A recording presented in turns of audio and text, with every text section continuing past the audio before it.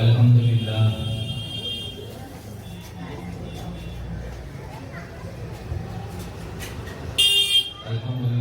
نحمده ونستعينه ونستغفره ونعوذ بالله من شرور أنفسنا ومن سيئات أعمالنا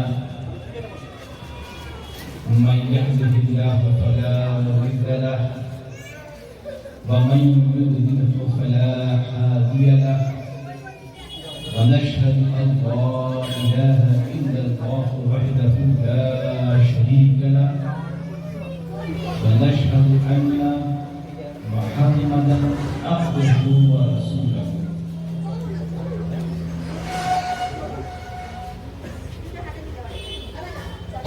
أما بعد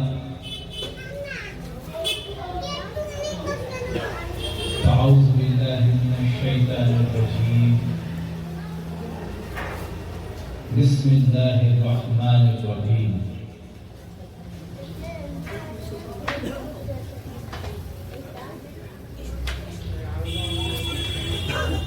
وقال الله تبارك وتعالى القرآن المجيد والقرآن الحميد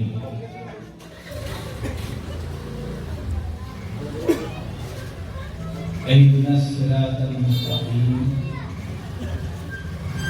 صراط الذين أنعمت عليهم غير المغضوب عليهم ولا الضالين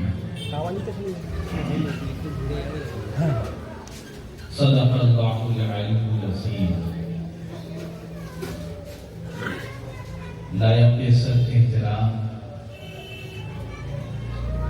جناب قاضی سلطان عالم صاحب قاضی انیس الرحمن صاحب سجادہ نشین آستانہ عالیہ حبیبیہ و دیگر عزیزان زمین احترام اور اس مائک کے ذریعہ جہاں تک میری آواز پہنچ رہی ہے، جو بھائی مجھے سن رہے ہیں، جو بہنیں مجھے سن رہی ہیں، آپ تمامی حضرات کی خدمت میں السلام علیکم ورحمۃ اللہ وبرکاتہ۔ کیونکہ وقت کم ہے، قلیل وقت ہے، اور میں فی الحال تھوڑا سا ذہنی طور پر ڈسٹرب ہوں، کیونکہ کام میرے سر پر ابھی بہت زیادہ ہے۔ مجھے جو ٹاپک دیا گیا تھا، میرے پاس اتنا وقت نہیں تھا کہ اب اس کے لیے کتاب چھانی جائے، کیونکہ ساری رات یہی اس میں جا رہی۔ بہرکیف آج جو میں نے اپنا موضوع رکھا ہے، بہت ہی کم وقت میں آپ حضرات کو سمجھانے کی کوشش کروں گا۔ موضوع یہ ہے کہ ایک اعتراض خانقاہوں پر ہوتا رہتا ہے، خانقاہوں پر، پیر صاحبان پر ہمیشہ یہ حضرات ہر وقت اپنے باباؤں کا ذکر کرتے رہتے ہیں، ہر وقت بابا کا ذکر کرتے، بابا سنگھ، کبھی غوث پیا، کبھی خواجہ پیا، کبھی مصباح پیا، کبھی رحمان پیا، ہر وقت اپنے باباؤں کا ذکر کرتے ہیں، اللہ کی بات نہیں کہتے، قرآن کی کوئی بات نہیں کہتے۔ یہ اعتراض ہوتا ہے۔ اول تو یہ عرض کرتا چلوں، میں اردو میں بول رہا ہوں، تکلیف تو نہیں سمجھنے، اگر کہیں تکلیف ہوگی تو بول دیجیے، بنگلہ میں سمجھا تو میں سنوں۔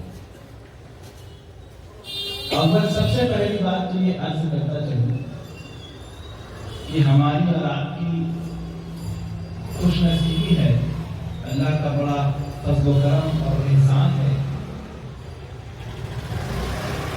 کہ اس نے ہمیں اتنی زندگی عطا کی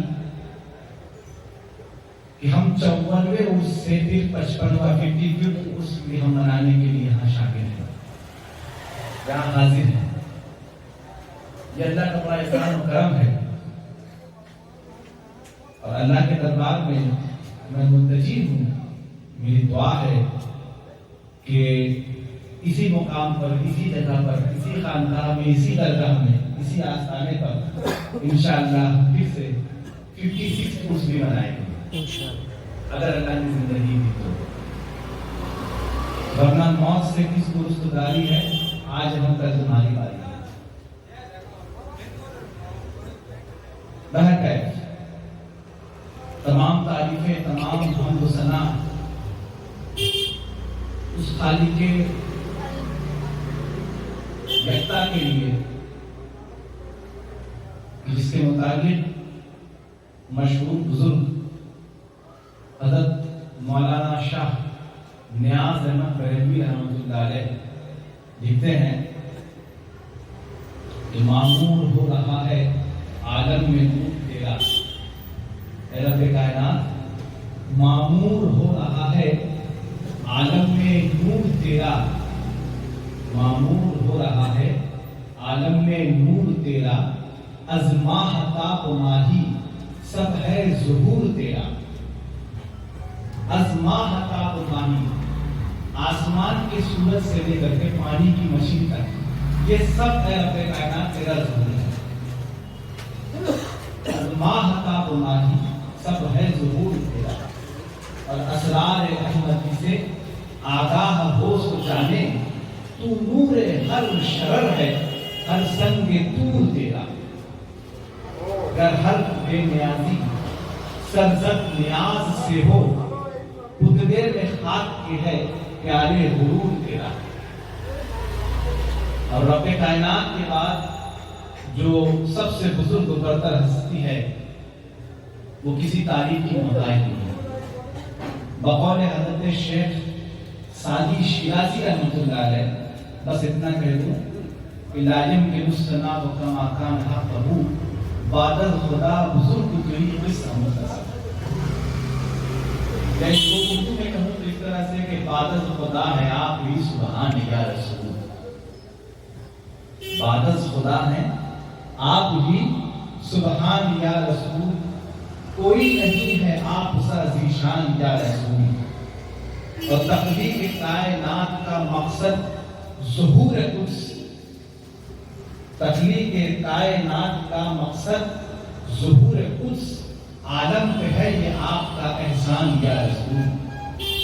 اور ہرگز کوئی گیا ہے نہ جائے گا عرش تک، ہرگز کوئی گیا ہے نہ جائے گا عرش تک. حق نے بلایا آپ کو مہمان یا رسول، حق نے بلایا آپ کو مہمان یا رسول. اور بندہ سہیل بے قصور مجرم خطا شعار، بندہ سہیل بے قصور مجرم خطا شعار، ہے معصیت پہ اپنی پشیمان یا رسول.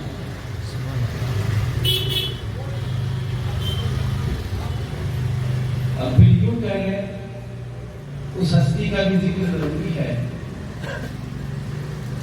کہ جس کی ذات مبارکہ وہ ذات مبارکہ ہے کہ جو سر چشمہ ولایت ہے. جو کہ کیا ہے؟ سر چشمہ ولایت. چشمہ جانتے ہیں؟ یہ چشمہ نہیں ہے، فارسی میں اس کو چشمہ نہیں کہتے. فارسی میں چشمے کا مطلب ہوتا ہے جھرنا، جو پانی گرتا ہے جھرنا. تو جھرنا کا آپ دیکھیں کہ ایک جگہ مقام ہوتا ہے جہاں سے وہ جھرنا شروع ہوتا ہے پھر نیچے آگے گرتا ہے. تو وہ کہتے ہیں سر چشمہ، وہ جو شروع ہونے والی جگہ ہے. اس لیے میں کہہ رہا ہوں کہ اس ہستی کا ذکر جو کہ سر چشمہ ولایت ہے، جس سے ولایت کی شروعات ہوئی ہے، اس جھرنے کی شروعات کی. اب یہ جھرنا قیامت تک قائم رہے گا. ہستی کون؟ امیر المومنین امام الاشرین اسد اللہ الخالد ومطلوب کل طالب علی ابن ابی طالب کرم اللہ تعالی وجہ الکریم، جس کے بارے میں حضرت مولانا عبدالرحمن جامی رحمۃ اللہ علیہ لکھتے ہیں. عبدالرحمن جامی رحمۃ اللہ علیہ لکھتے ہیں علی شاہ مرداں امام الکبیرہ، علی شاہ مرداں امام الکبیرہ کہ بعد از نبی شد بشیر النذیرہ، کہ بعد از نبی شد، نبی کے بعد آپ ہی سب سے بڑے بشیر و نذیر، کہ بعد از نبی شد بشیر النذیرہ، زمین آسمان عرش و کرسی بحکمش، آپ کے حکم سے۔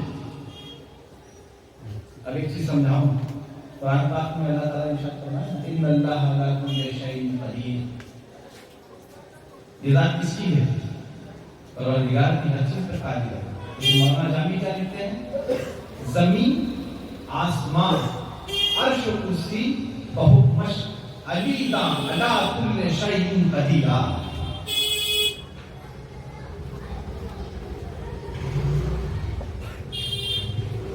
اب میں چاہوں گا کہ وقت کی تنگی کو دیکھتے ہوئے اصل موضوع پہ آیا ہے، جو آج کا میرا اصل موضوع ہے۔ میں نے اس سے پہلے آپ کے سامنے عرس کی رسومات پر بھی بیان کیا ہے، گاگر کیا ہے، چادر کیا ہے، پل کیا ہے، گاگر کی رسم کہاں سے شروع ہوئی، کیسے شروع ہوئی، کیوں یہ رسم ادا کی جاتی ہے، اس کا تعلق سلسلہ چشتیہ سے ہے، چادر کی رسم کیسے ہے، کیوں ہے، سب سے پہلی چادر خود رسول مقبول صلی اللہ علیہ وسلم کے روضہ انور پہ چڑھائی گئی۔ یہ میں نے دلیل دی تھی اس کے پہلے، اگر آپ لوگوں کو یاد ہو تو بس صرف ذہن میں ریپیٹ کروا دیا۔ پہلی چادر خود رسول مقبول کے روضہ طاہر پہ چڑھائی گئی، وہ چادر ریڈ کلر کی تھی، لال کلر کی تھی، وہ چادر چادر نہیں تھی بلکہ اماں عائشہ صدیقہ کی اوڑھنی تھی۔ تو سب سے پہلی چادر کہاں چڑھی؟ رسول اللہ کے مزار انوار پر۔ کس نے چڑھائی؟ اماں عائشہ صدیقہ۔ تو گویا چادر چڑھانا کس کی سنت؟ اماں عائشہ صدیقہ۔ بھئی ام المؤمنین ہے، ہم تو ام المؤمنین کی سنت ادا کر رہے ہیں، کسی کو اعتراض ہو تو جائے ام المؤمنین کو انگلی اٹھائے۔ کل کیا ہے، کس لیے ہوتا ہے، عرس کیا ہے، کس لیے ہوتا ہے، کس وجہ سے ہم عرس مناتے ہیں، کیوں یہ سال میں ایک بار منایا جاتا ہے، چاہو تو ہر مہینے مناؤ۔ ارے بھائی تمہاری مرضی، بھائی عرس کرنا فرض یا واجب تو نہیں ہے؟ بتائیے شرعی مسئلے کے حساب سے عرس فرض ہے یا واجب ہے؟ نہ فرض ہے نہ واجب ہے، تو تم سال بھر بیٹھ کے عرس مناؤ، جب چاہے تب مناؤ، اس سے کوئی دقت نہیں۔ لیکن سال میں ایک مرتبہ ہی کیوں منایا جاتا ہے، اور بالخصوص ان ڈیٹس پر، ان تاریخ پر کیوں منایا جاتا ہے کہ جس تاریخ پر جس بزرگ کا عرس منایا جا رہا ہو وہ اس کی ڈیتھ ڈیٹ ہو، یعنی اس کے انتقال کی تاریخ ہو، پردہ فرمانے کی تاریخ ہو، وصال کی تاریخ ہو۔ کیوں منایا جاتا ہے؟ یہ ساری دلیل میں دے چکا ہوں اس سے پہلے، یا میرے خیال سے 5واں سال نہیں 6واں ہے، 6 گولڈن جوبلی سے میں تقریر کر رہا ہوں، 50 51 52 53 54 55 یہی 6واں سال ہے۔ 6 سال میں نے کئی تقریریں کی، کئی دلیلیں دے دی ہیں، اور آپ لوگوں کی جو لوگ نہیں جانتے ان کی جانکاری کے لیے میں کہہ دوں کہ یہاں ہر چیز موبائل سے ریکارڈ ہو رہی ہے، اور یوٹیوب کا چینل ہے غلام رحمہ 444 رحمہ کیا 444 ہے نا، رحمہ کیا 444، آپ اس کو جا کر کے پورا میرا آواز میری ساری چیزیں سن سکتے ہیں، جو پریویس آواز بھی میں نے کیا وہ بھی اس پر موجود ہے، پچھلا والا۔ اب جو میں نے آج اپنا موضوع رکھا ہے، جو میں نے آپ سے عرض کیا کہ ہم اہلیان خانقاہ پر ایک اعتراض یہ ہوتا ہے، انگلی اٹھائی جاتی ہے کہ یہ لوگ رب کائنات کا ذکر نہیں کر کے اپنے باباؤں کا ذکر کرتے ہیں زیادہ۔ بھائی ایسے ذہنی مریض جو ہوتے ہیں نا، ایسے لوگ یہ دماغی طور پر یہ پیرالائز ہے، یہ مینٹلی پیرالائز ہے۔ کچھ لوگ ایسے ہیں دنیا میں جن کے بارے میں میرے رسول نے ارشاد فرمایا ہے کہ یہ قرآن تو پڑھیں گے لیکن قرآن ان کے حلق سے نیچے نہیں اترے گا۔ بات سمجھ میں آئی؟ اس کو ذرا کھول دو بات. یہ قرآن تو پڑھیں گے, قرآن ریڈ کریں گے, قرآن پڑھ کے اس کا ترجمہ کر کے لوگوں کو بتائیں گے, لیکن قرآن کے آیت کے معنی اور مفہوم کیا ہے, کس وقت یہ آیت سے کہی گئی, کس وجہ سے کہی گئی, اس کا شان نزول کیا ہے, یہ لوگ نہیں جانتے, ان کے حالات سے نیچے نہیں اترے. یہ قرآن کے اوپر ہی ظاہری معنی لیں گے لیکن باطنی معنی نہیں سمجھیں گے. اسی لیے علامہ جلال الدین سیوطی رحمۃ اللہ علیہ نے کتاب لکھی. علامہ جلال الدین سیوطی رحمۃ اللہ علیہ, امام اہل سنت علامہ جلال الدین سیوطی رحمۃ اللہ علیہ نے اپنی کتاب اتقان فی علوم القرآن, کتاب کا نام الاتقان فی علوم القرآن. علامہ جلال الدین سیوطی اس میں لکھتے ہیں کہ قرآن پاک میں 3 طرح کی آیتیں موجود ہیں. یہ میں نے پہلے بھی ربیع الاول شریف میں بھی اس کا ذکر کیا ہے.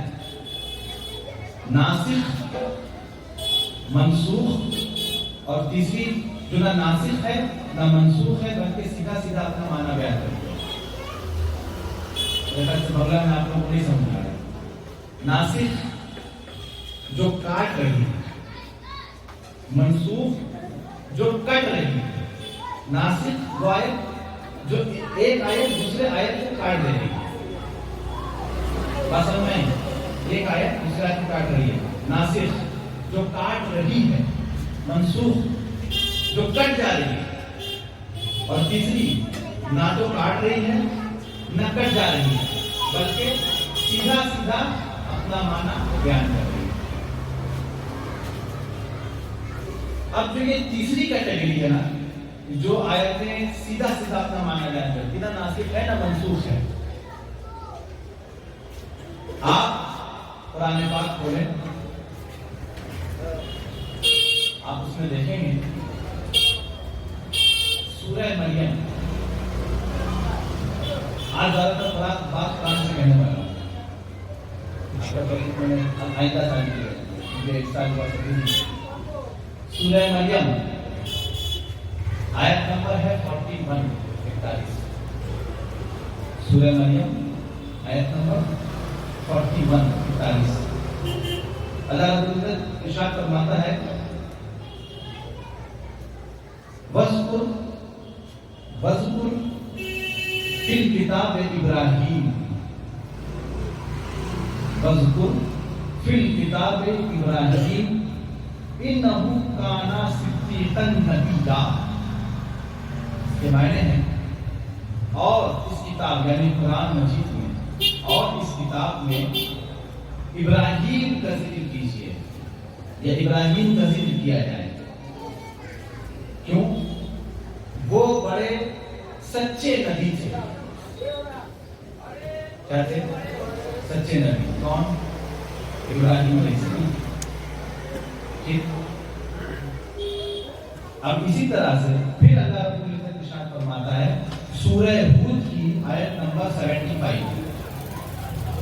سورہ ہود آیت نمبر 75. ان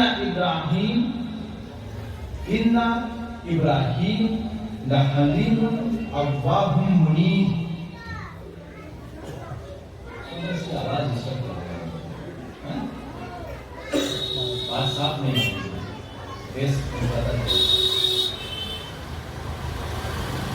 یعنی اس کا مطلب ہوتا ہے بے شک ابراہیم بڑے متحمل مزاج یعنی ٹھنڈے مزاج اچھے مزاج کے آدمی تھے اور آپ و زاری کرنے والے تھے. یعنی اللہ کے سامنے رونے گڑگڑانے والے تھے اور ہماری طرف یعنی اللہ کا مطلب ہے کہ میری طرف رجوع کرنے والے تھے, میری طرف دیکھنے والے تھے, میری طرف اپنا دھیان بٹانے والے تھے. اگر آپ کہیں کہ آپ نے تو کہا کہ آپ انبیاء کا قصہ سنا رہے ہیں, نہیں میں آتا ہوں اپنی بات پہ. چلیے میں نے آپ کے سامنے روایت پڑھی سورہ مریم آیت نمبر 41, سورہ ہود آیت نمبر 75. اسی طرح سے اور بھی آیت ہے. سورہ مریم ہی کی آیت نمبر 51 بھی ہے, سورہ نساء کی آیت نمبر 69 بھی ہے, اور اس میں ارشاد کیا فرماتا ہے اللہ رب العزت الذین انعم اللہ علیہم من النبیین والصدیقین والشہداء والصالحین. تو میں نے نبی کا ذکر کیا, اب اللہ کس کا ذکر کر رہا ہے؟ نبیین, صدیقین, شہداء یعنی جو شہید ہو گئے شہداء, اور صالحین میرے صالح بندے. اگر جہاں پہ کوئی یہ معنی نکالے کہ صرف یہاں صالح بندے سے مراد نبی ہے, یہاں صالح بندے سے مراد نبی ہے, تو پھر اللہ رب العزت تو اپنے انبیاء کرام کا نام لے ہی رہا ہے, پھر الگ سے صالحین بولنے کی کیا ضرورت ہے؟ ذہن دوڑائیے, یہ بات نہیں سمجھ میں آئی شاید آپ کو, نہیں سمجھ. صالحین یعنی سچے. میں نے 2-3 آیت پڑھی آپ کے سامنے, ہر آیت میں اللہ رب العزت نے اپنے نبی کا نام لے لیا, نام لے کے کلیئر بات نام لے کے کہا ہے, ٹھیک. لیکن اس آیت میں اللہ رب العزت کہتا ہے کہ والشہداء والصدیقین والصالحین, شہداء بھی, صدیقین جو سچے لوگ ہیں وہ بھی, اور صالحین جو صالح لوگ ہیں وہ بھی. یہاں مراد انبیاء نہیں ہے, یہاں مراد اللہ کے وہ بندے ہیں جو اس کیٹیگری میں آتے ہیں. اللہ کے وہ بندے ہیں جو اس کیٹیگری میں آتے ہیں. اس آیت کے معنی کیا ہوتا ہے یہ سنیے. اور یہی لوگ یعنی شہداء, صالحین, صدیقین, یہی لوگ ان ہستیوں ان کے ساتھ ہوں گے جن پر اللہ نے خاص انعام فرمایا ہے. یہ لوگ کس کے ساتھ ہوں گے؟ یہ لوگ کس کے ساتھ ہوں گے؟ ان کے ساتھ جن پر اللہ نے خاص انعام فرمایا ہے. خاص انعام کس پر فرمایا ہے؟ انبیاء کرام. انبیاء کرام کے ساتھ کون ہوں گے؟ صالح بندے, اللہ کے اچھے بندے, صالح بندے, جو کہ انبیاء, صدیقین, شہداء, صالحین میں سے بھی ہیں. اس میں کچھ انبیاء بھی ہیں, صالح بندے بھی ہیں, شہداء بھی ہیں جو شہید ہو گئے. آج ذرا تقریر میری سوکھی ہو جائے گی, آپ لوگوں کو پسند نہیں ہے نا. چلیے خیر آگے بڑھتے ہیں. پسند آئی ہے پیچھے کہ ابھی تو قرآن کی آیت شروع کیا ہے, ابھی اس کی تفسیر پہ نہیں آیا. بات ڈیٹیل سے ہوگی تب پسند آئے گی. ابھی صرف آیت پڑھ رہا ہوں, اس کے معنی بتا رہا ہوں. اسی طرح سے سورہ مریم کی آیت نمبر 54 ہے. پہلے اللہ تعالیٰ فرماتا ہے فذکر فی کتاب ابراہیم, اس کتاب میں کس کا ذکر؟ ابراہیم کا. ٹھیک. پھر آیت نمبر 54 سورہ مریم کی آیت نمبر 54 پہ فرماتا ہے وذکر فی کتاب اسماعیل, اس کتاب میں کس کا ذکر ہے؟ اسماعیل. ٹھیک ہے. کیوں اسماعیل کا ذکر کیوں کر؟ اس کے لیے پھر فرماتا ہے سورہ مریم کی آیت نمبر 55 یعنی 54 اور اس کے بعد والی پھر 55 میں کہ وَقَانَا عِنْدَ رَبِّهِ مَرْضِيًّا, وَقَانَا عِنْدَ رَبِّهِ مَرْضِيًّا. اس کے معنی ہوتے ہیں اور وہ اپنے رب کے حضور مقام رضا پر فائز ہے. مقام رضا ہے جو چاہے وہ ہو جائے. اپنے رب کے حضور اسماعیل مقام رضا پر فائز تھے, یعنی ان کا رب ان سے اس قدر راضی تھا کہ اسماعیل جو چاہتے تو اسی وقت ہو جاتا. بات سمجھ میں آئی؟ میں نے کتنی آیتیں پیش کی؟ کوئی گن رہا ہے؟ 3 4 میں نے پیش کی. دیکھیے میں پھر بتاتا ہوں. سب سے پہلے سورہ مریم آیت نمبر 41, اس کے بعد سورہ ہود آیت نمبر 75, اس کے بعد سورہ نساء آیت نمبر 69, اس کے بعد سورہ مریم آیت نمبر 54 اور آیت نمبر 55. ٹوٹل 5 ہو گئی. 5 آیتیں آپ کے سامنے پیش کی. اسی طرح سے اور بھی انبیاء کا ذکر ہے جس میں سورہ مریم کی آیت نمبر 2 ہے، سورہ مریم کی آیت نمبر 13 ہے، پورتی ڈیٹیلز میں نہیں جا رہا ہوں، وقت نہیں ہے۔ سورہ مریم کی آیت نمبر 16 ہے، سورہ انبیاء کی آیت نمبر 50 ہے۔ ان تمام آیتوں میں اللہ رب العزت اپنے انبیاء کرام کا اور صالحین بندوں کا یعنی سچے بندوں کا، اچھے بندوں کا ذکر فرما رہا ہے۔ اب میرا موضوع یہاں سے شروع ہوتا ہے۔ ہمارے اوپر یہ اعتراض ہے کہ ہم اپنے باباؤں کا ذکر کرتے ہیں، اللہ کا ذکر نہیں کرتے۔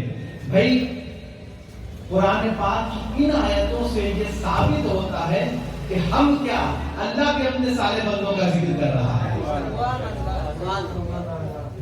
ورنہ اللہ کو کیا غرض ہے قرآن پاک میں لکھتے وَذْكُرْ فِي الْكِتَابِ إِسْمَاعِيلَ وَذْكُرْ فِي الْكِتَابِ مَرْيَمَ وَذْكُرْ فِي الْكِتَابِ إِبْرَاهِيمَ، اس کتاب میں ابراہیم کا ذکر کر، اسماعیل کا ذکر کر، مریم کا ذکر کر، عیسیٰ کا ذکر کر، موسیٰ کا ذکر کر، زکریا کا ذکر کر، نوح کا ذکر کر۔ یہ ذکر کون کر رہا ہے؟ اللہ۔ قرآن پاک کس کی کتاب ہے؟ اللہ کی کتاب۔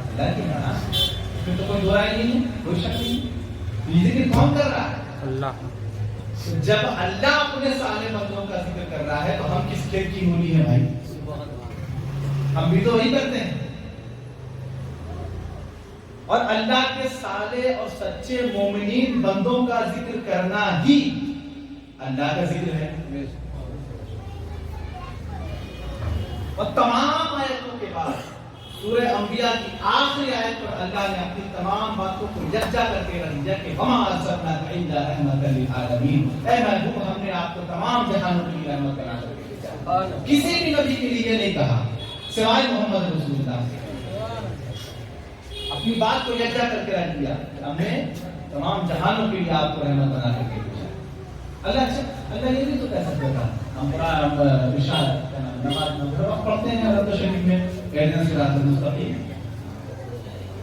ابھی ٹھیک ہے، اللہ یہ تو کہتے ہیں اہدنا صراط المومنین،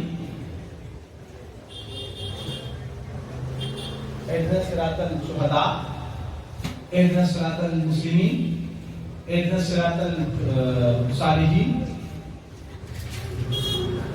اللہ نے یہ کیوں کہا کہ اہدنا الصراط المستقیم، سیدھے راستے پر چلو، میرا سیدھا راستہ اختیار کرو، کیوں کہا اللہ نے؟ کوسچن مارک، یہ سوال ہے۔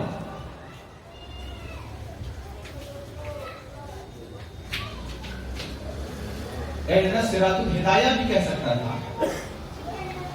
ہدایت پانے۔ اچھا چھوڑیے ہٹائیے، اتنی بات اللہ رب العزت کہہ رہا تھا اہدنا الصراط النبیین، میرے نبی کے راستے پر چلو، میرے انبیاء کے راستے پر چلو۔ لیکن اللہ نے یہ کیوں فرمایا اہدنا الصراط المستقیم؟ بتائیے۔ یہ اس وقت تک سمجھ میں نہیں آئے گا جب تک آپ اس کے بعد والی آیت نہیں سمجھیں گے۔ اس کے بعد جو آیت ہے اللہ اس میں فرماتا ہے صراط الذین انعمت علیہم، پہلے کیا فرمایا؟ پہلے کیا کہتا ہے؟ خالق کائنات کہتا ہے اے مومن میرے بندوں، جو میرا راستہ ہے، جو صراط مستقیم ہے، سیدھا راستہ ہے، اس کو اختیار کرو، اس پر چلو۔ ٹھیک؟ صراط الذین انعمت علیہم، کون سا راستہ؟ وہ جس پر تو نے اپنے ہم سے پہلے جو صالحین بندے آ چکے اس پر تو نے جن کو چلایا، اسی راستے کا ذکر ہم سے کہہ رہا ہے کہ اس پر چلو۔ تو اللہ کے صالح بندے کون ہیں؟ میں نے ابھی بتایا، انبیاء کرام، شہداء، صالحین، سچے، یہ سب اللہ کے بندے ہیں۔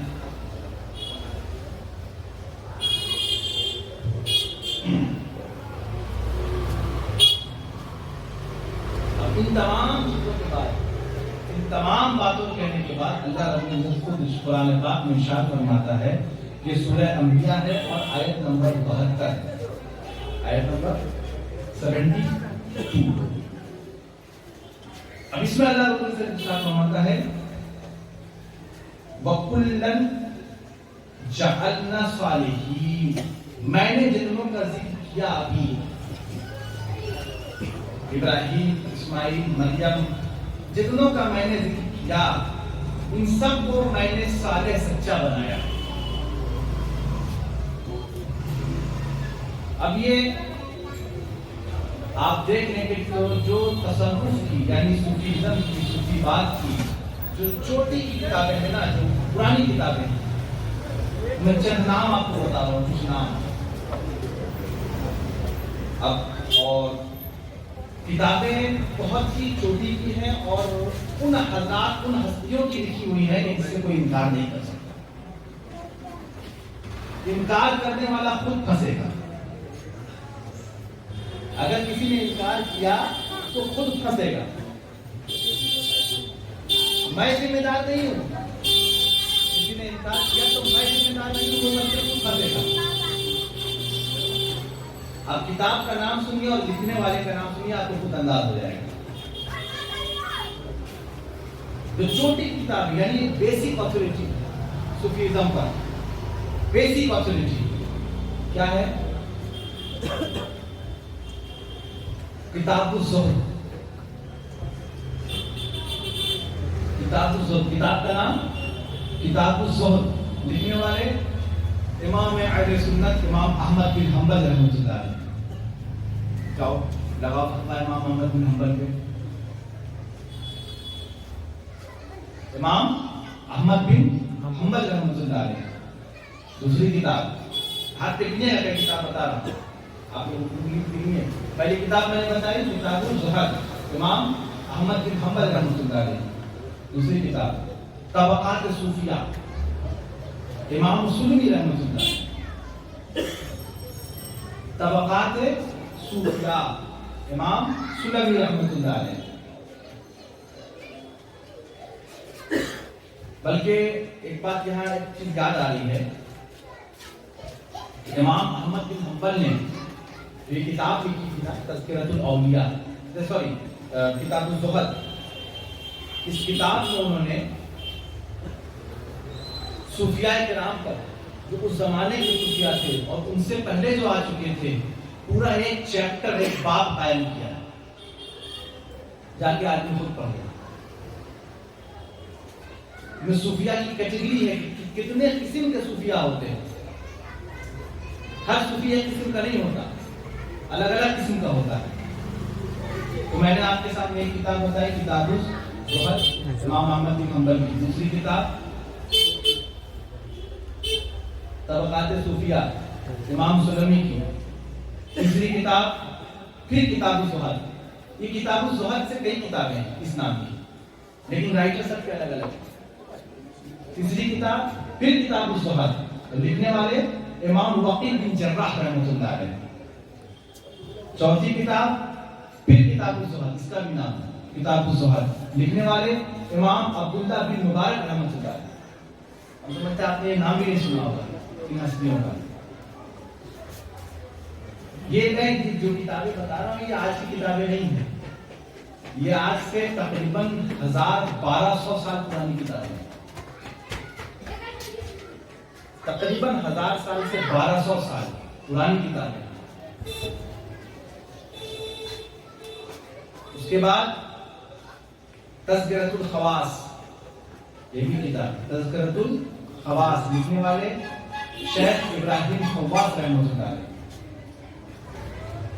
اس کے بعد یہ تو میں نے اتنا بتا دیا. کتاب النما ہے، اس کے علاوہ امام قشیری رحمۃ اللہ علیہ کی رسالہ قشیریہ ہے. بہت کتابیں ہیں. کہنے کا مقصد یہ ہے کہ یہ تمام کتابیں آج سے تقریباً 1000 سے لے کر کے 1200 برس پرانی ہیں. کتنا؟ 1000 سے 1200 برس. تو کوئی آپ کے سامنے یہ کہے کہ پیری مریدی یہ آج کل کی نئی نئی چیز سب ایجاد کرے تو بھیا یہ آج کل کی نئی چیز نہیں ہے، بلکہ ان کتابوں کو پڑھیے آپ کو معلوم پڑ جائے کہ 1200 سال پرانی چیز ہے. اور مشہور ہسٹورین ہے، ایک بات یہاں یاد آئی، یہ بھی آپ کو کہتا ہوں، آپ کے سماعتوں کے حوالے کر دوں. مشہور ہسٹورین ہے S.A.A. رضوی، سید اطہر عباس رضوی. یہ شخص شیعہ ہے. اور اس نے ہندوستان میں تصوف کی تاریخ پر یعنی صوفیزم کی ہسٹری پر پوری ایک کتاب لکھی جس کا نام ہے history of Sufism in India.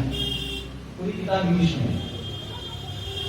اس کتاب میں اس نے دعویٰ کیا ہے کہ دنیا پر پوری دنیا پر جب یہ اسلام پھیلا اور اسلام کا سب سے پہلا صوفی جو ہے وہ خود محمد رسول اللہ ہے. میں نہیں، ایک آتھر ہے سید اختر عباس رضوی، وہ اپنی کتاب میں لکھا ہے اسلام کا سب سے پہلا صوفی خود رسول مقبول صلی اللہ تعالی علیہ وسلم ہے. اس کے علاوہ ایک بنگلہ آتھر ہے، اس کے علاوہ ایک اور آتھر ہے، ایک لکھنے والے ہیں بنگلہ دیش کے ڈاکٹر انعام الحق. انہوں نے بھی سیم بات اپنی کتاب میں لکھی ہے ہسٹری آف صوفیزم ان بنگال میں. میں سمجھتا ہوں کہ میں نے آدھے گھنٹے میں آپ کو کئی کتابوں کا اور کئی کچھ حوالہ دے دیے، بہت سارا ریفرنس دے دیا میں نے. اس نے بھی یہی لکھا ہے اسلام کا سب سے پہلا صوفی پہلا پیر کون؟ خود رسول مقبول صلی اللہ تعالی علیہ وسلم. اب اس کی دلیل اس نے کیا پکڑی ہے پتہ ہے؟ یہ تو ہم کہتے ہیں نا لیکن ایک ہسٹورین ہے، وہ ہسٹورین ہے مطلب بنگلہ میں کیا بولتے ہیں اتہاسک ہے، ہسٹورین. وہ دلیل کیا دے رہا ہے؟ اس کی دلیل یہ ہے کہ قرآن پاک کی پہلی آیت جب نازل ہوئی تو آقا دو عالم صلی اللہ علیہ وسلم کی عمر کتنی تھی؟ بتائیے بھائی، آپ تو مسلمان ہیں، بتائیے. 40 ایئرس. ٹھیک.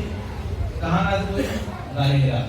کون سی آیت نازل ہوئی؟ اقرا بسم ربک الذی خلق. لیکن اکثر روایتوں میں یہ پڑھا بھی گیا ہے، دیکھا بھی گیا ہے کہ ابھی قرآن نازل بھی نہیں ہوا ہے. اکثر سرکار دو عالم غار حرا میں جا کر کے بیٹھے ہوئے ہیں، اللہ کی یاد میں غرق ہیں، اللہ کا ذکر کر رہے ہیں. تو ابھی تو قرآن نازل ہی نہیں ہوا، قرآن کی کوئی آیت نازل نہیں ہوئی، تو وہ کون سا ذکر چل رہا تھا غار حرا میں؟ سوچئے. قرآن کی آیت تو نازل نہیں ہوئی، ابھی نازل ہوگی، ابھی ہوئی نہیں. اس سے پہلے بھی رسول کریم جا کر کے کہاں غار حرا میں بیٹھ رہے اور اللہ کی عبادت میں جو ہے مشغول ہیں. جب آیت نازل نہیں ہوئی، بھائی ہم جتنا ذکر کرتے ہیں، ہمارے جتنے وظائف جو ہمارے بزرگان دین ہم کو دے کر کے گئے ہیں، اس میں کیا ہے؟ قرآن پاک کی آیتیں ہیں. جو وظیفے ہم پڑھتے ہیں، خانقاہوں سے جو وظیفے دیے جاتے ہیں مریدوں کو، کیا رہتا ہے؟ کوئی اگرم بغرم چیز تھوڑی رہتی ہے، قرآن پاک کی آیتیں رہتی ہیں. اب چیز تو قرآن شریف نازل ہی نہیں ہوا ہے، پہلی آیت بھی نہیں آئی ہے، تو رسول مقبول صلی اللہ تعالیٰ علیہ وسلم غار حرا میں کون سا ذکر کر رہے ہیں؟ یہ ہے تصوف، یہ ہے صوفیزم. صوفی ہوتا کون ہے؟ آپ اردو میں صوفی لکھیے، سواد واو فے صوفی. یہ صوفی کہاں سے لیا گیا؟ لفظ تصوف سے. تصوف لفظ تصوف. اب تصوف کہاں سے لیا گیا؟ لفظ صوف سے.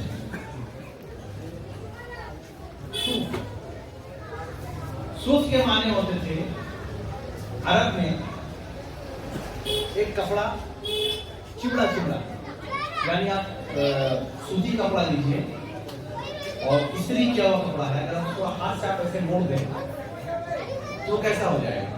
ایک اس پہ مطلب وہ لائن پڑ جائے گی، بھاج پڑ جائے گی. تو صوف کا مراد ہوتا ہے چمڑا ہوا اسی طرح سے لائننگ والا چمڑا کپڑا. تو کچھ صحابہ کرام تھے جو وہ صوف پہنتے تھے، اور مسجد نبی کا ایک احاطہ تھا. ابھی بھی آپ جائیں گے، جو عمرہ کرنے لوگ جاتے ہیں، حج کرنے جاتے ہیں، تو آپ جب مسجد نبوی جائیں گے تو آپ دیکھیں گے کہ ایک وہاں چبوترا ہے الگ سے بنا ہوا. اس کو وہ حضرات، عربی حضرات اہل صفہ کا چبوترا کہتے ہیں.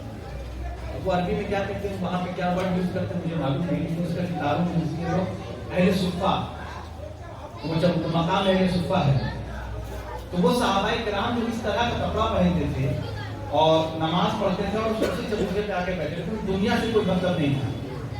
تو صحابہ کرام میں ہر طرح کے لوگ تھے، دنیا دار بھی تھے، دیندار بھی تھے. ہر آدمی ایک قسم کا نہیں تو بھائی 5 انگلی برابر نہیں ہوتی، سیدھی سی بات ہے. 5 انگلی سامان کھائے نہ. تو صحابہ میں مختلف کیٹیگری تھی. صحابہ ایسے بھی تھے جن کو دنیا سے کوئی مطلب ہی نہیں، اور صحابہ ایسے بھی تھے کہ جو دنیا داری میں زیادہ تھے. لیکن سارے صحابہ کرام ہیں، سب کا احترام ہم پر واجب ہے. اگر وہ صحابی ہے اس کی زندگی ہمارے سر کرتا ہے.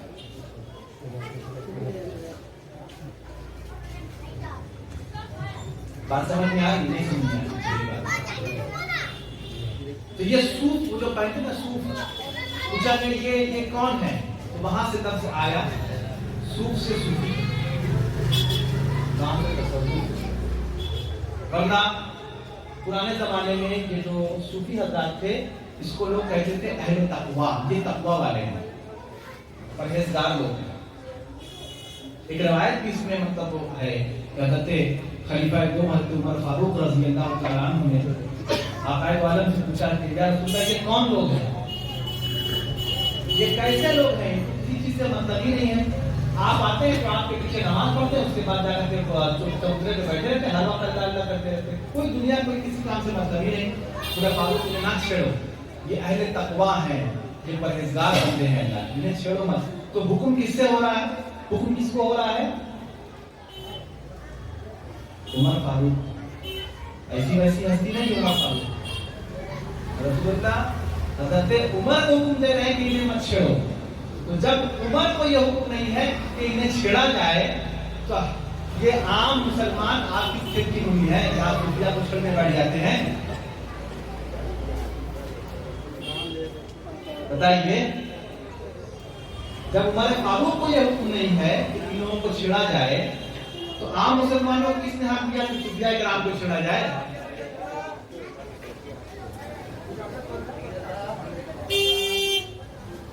میں نے بتایا نا، ہر صوفی کا مزاج بھی ایسا نہیں ہے. کسی کے مزاج میں برہمی ہوتی ہے، کسی کی کیفیت جلالی ہوتی ہے، وہ غصے والا ہوتا ہے. کسی کی کیفیت نرم ہوئی والی ہوتی ہے، وہ ٹھنڈے مزاج کا ہوتا ہے. ہر آدمی اپنے حساب سے. آپ اس کی مثال یوں لے لیجیے کہ 2 شہزادے ہیں، امام حسن امام حسین. یہ مثال میں پیش کر رہا ہوں، اس سے سمجھ جائیے گا. بہت جلدی بول رہا ہوں آج کیونکہ وقت ایک دم کم ہے. 2 شہزادے ہیں، امام حسن امام حسین. آپ اس کو سمجھیے. آدمی کی اپنی پسند ہوتی ہے، اپنی. ہم نے بتایا ہر آدمی ایک مزاج کا نہیں ہوتا. امام حسین کا جو مزاج تھا، امام حسین کا جو مزاج تھا وہ لڑنے والا تھا. اسے ایک آدمی ہوتا نا ہمارے بیچ میں، ہاں کیا کہا اس نے، ابھی بتاتے ہیں اس کو.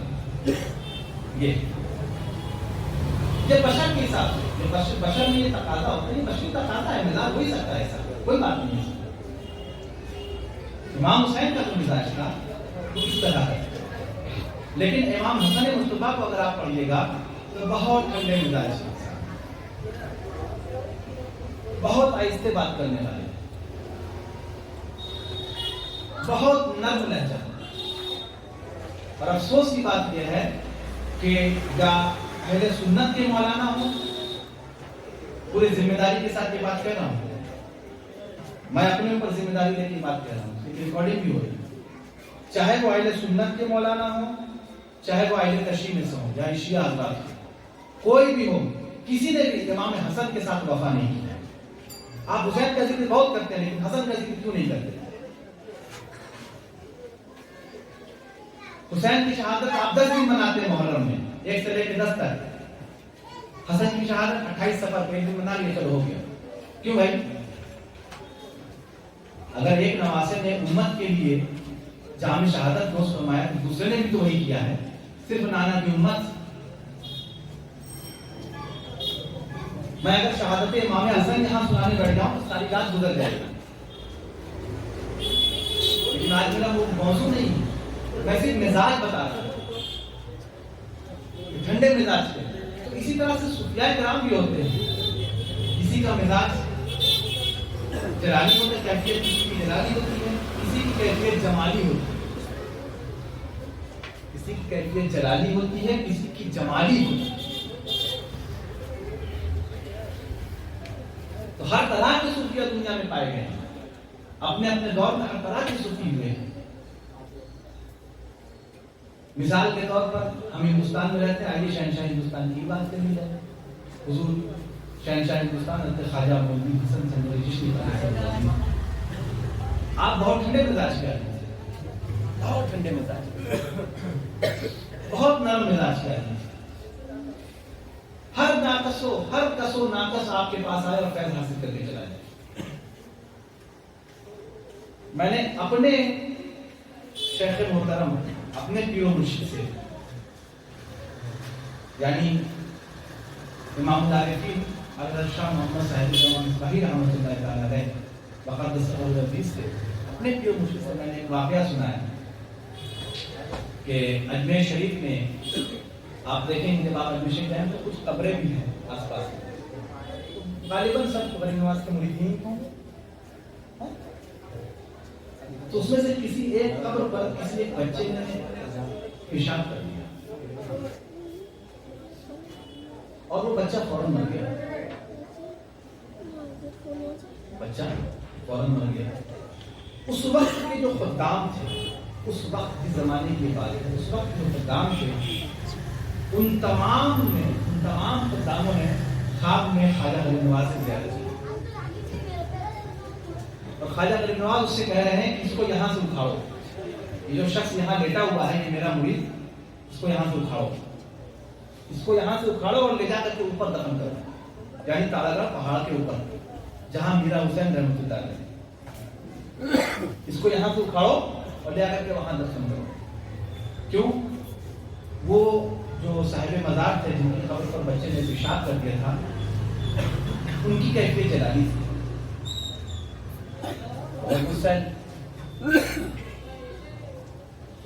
تو بچے کی جان بھی چلی. جب خواجہ غریب نواز کیا فرمارے کہ اس کو یہاں سے اکھاڑو اور لے جا کر کے اوپر دفن کرو.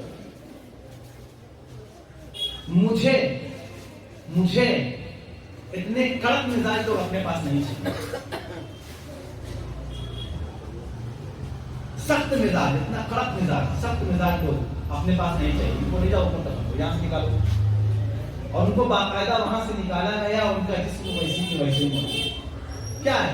پھر فرماتے ہیں، آپ نے فرمایا کہ ایک بچے نے پیشاب کر دیا، تو معصوم بچہ، اس کو کیا معلوم، تم نے اس کی جان لے لی. اتنی خفگی مجھے نہیں چاہیے ایسے، جاؤ لے جا کر اوپر دفن کرو. تو صوفیاء کرام میں ہر مزاج کے لوگ پائے گئے. سب کی کیفیت ایک جیسی نہیں رہی، سب کا مزاج ایک جیسا نہیں رہا. اب میں نے آپ کے سامنے پھر اپنے موضوع پہ لوٹتا ہوں. میں نے آپ کے سامنے کئی کتابوں کے نام بتا دیے. تذکرۃ الحواس ہے، کتاب الزہد، اس کی کتاب الزہد ایک ہی نام کی 3 کتابیں اور اس کے 3 لکھنے والے امام احمد بن حنبل جیسے بزرگ. یہ تو ہے ورلڈ بیسس پہ جو میں نے کتاب بتائی. اور انڈیا میں اگر آپ آ جائیں گے تو انڈیا میں تصوف کی کتاب ہے، وہ پہلی کتاب مانی جاتی ہے حضرت داتا گنج بخش لاہوری رحمۃ اللہ علیہ کی کشف المحجوب. اس کے علاوہ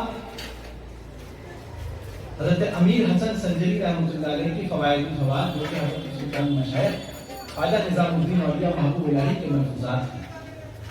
اور اس کے علاوہ حضرت خواجہ غریب نواز رحمۃ اللہ تعالی علیہ کی لکھی ہوئی کتاب انیس الارواح. یہ ہندوستان میں، انڈیا میں تصوف کی ٹاپ لیول کی کتاب مانی جاتی ہے.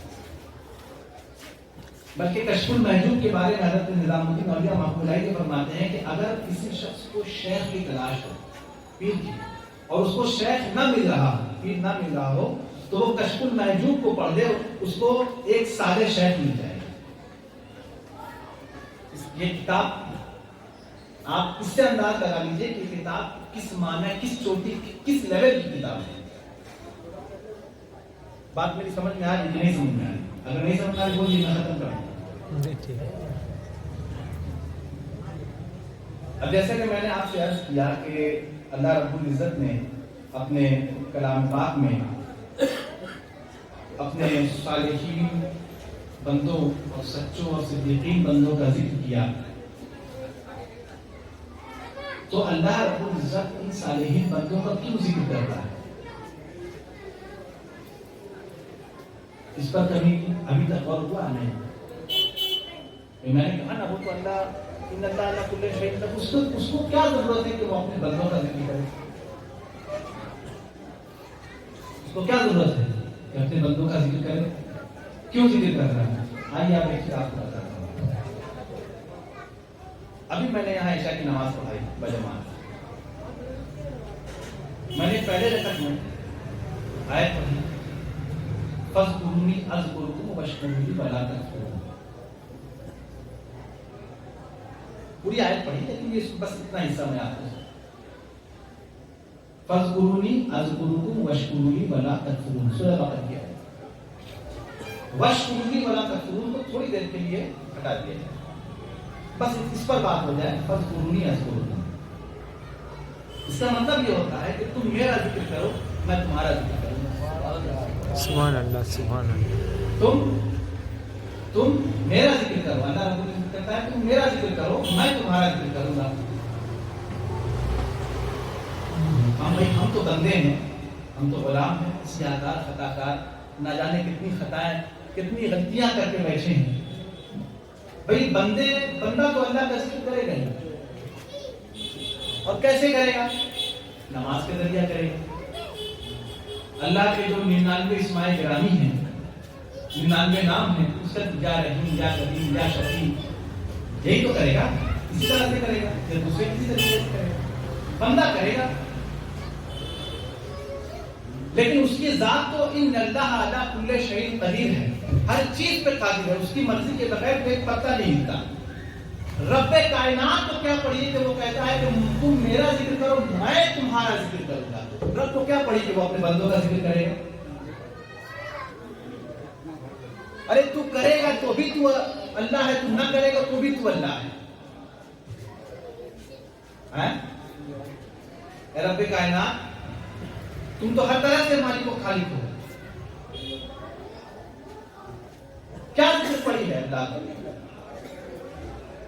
اور کیوں کرے گا؟ کیسے کرے گا؟ 3 سوال۔ کیا غرض ہے جو کرے گا؟ کس وجہ سے کرے گا؟ کیسے کرے گا؟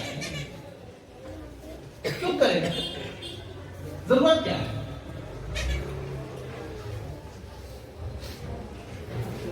آپ جائیے، آپ لوگ جہاں جہاں رہتے ہیں نا اپنے علاقے میں، امام صاحب سے پوچھیے کہ اس کی آیت کی تفصیل ذرا بتائیے، اللہ کیسے کرے گا؟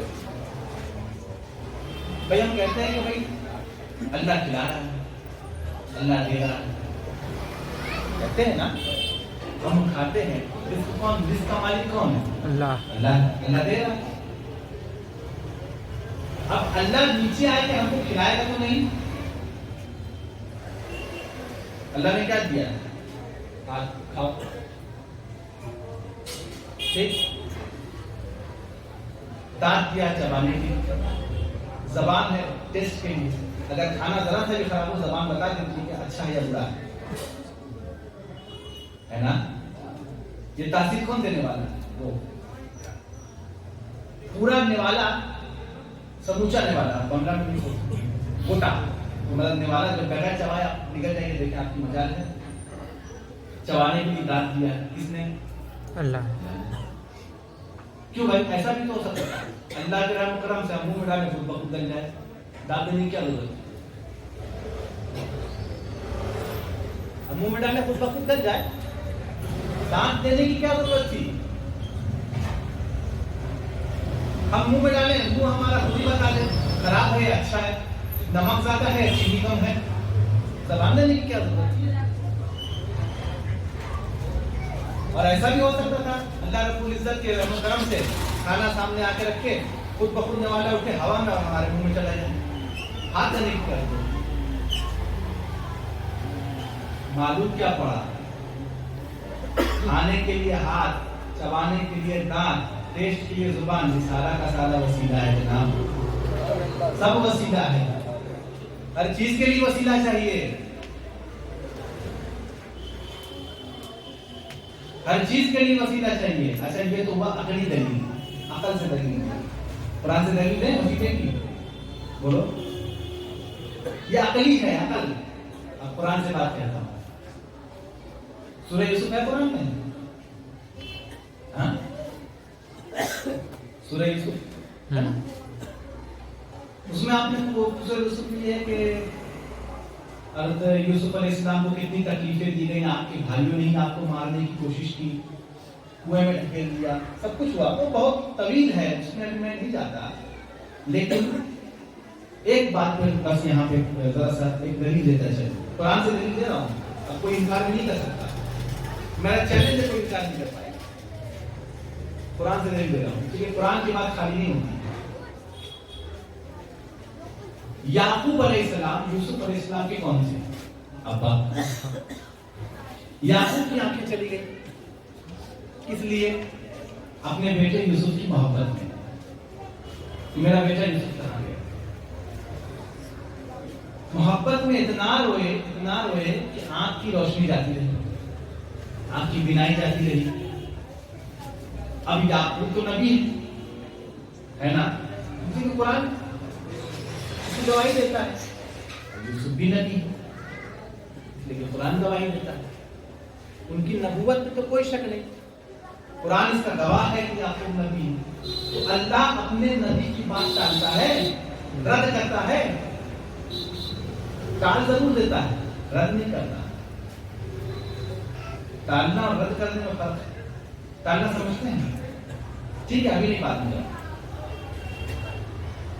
ٹھیک ہے ابھی نہیں یہ وہ ٹالنا, نہیں دوں گا نا, نہیں قبول نہیں ہے نا, یہ آرگومنٹ قبول نہیں, یہ وہ رد کر دینا.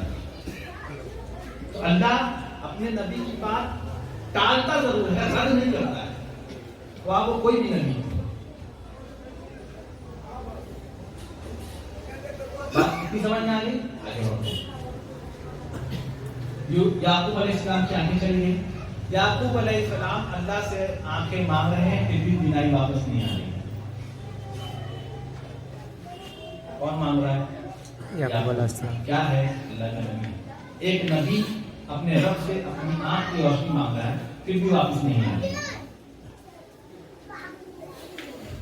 صحیح؟ قرآن میں تو یہی ہے. واپس کب آئی؟ جب مصر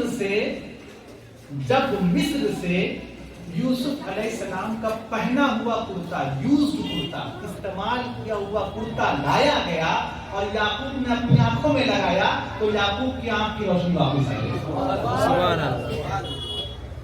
اگر وسیلہ نہیں ہے تو یہاں کرتے کا وسیلہ لگا کیسے؟ بتاؤ. اب یہ وسیلہ نہیں ہے, کرتے کا وسیلہ لگا نہیں لگا.